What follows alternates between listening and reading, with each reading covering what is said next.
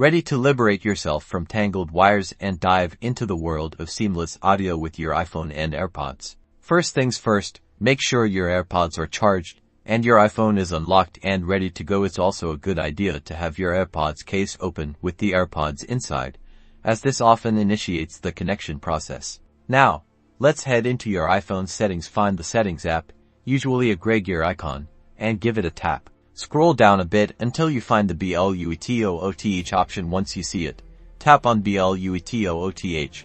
Inside the Bluetooth settings, you'll see a toggle switch at the top. The Bluetooth toggle switch should be toggled to the right and turn green to enable Bluetooth functionality. If it isn't green, tap it to turn it on. Then, open your AirPods case near your iPhone. Your iPhone will begin searching for nearby Bluetooth devices. You should see your AirPods listed under Other Devices, or perhaps My Devices depending on your iOS version if your AirPods aren't showing up immediately. Make sure the lid of your AirPods case is open to allow the iPhone to locate them. Once your AirPods appear on the list, tap its name to connect. Your iPhone will then attempt to connect to your AirPods in a few seconds. You'll likely see Connected displayed next to your AirPods name.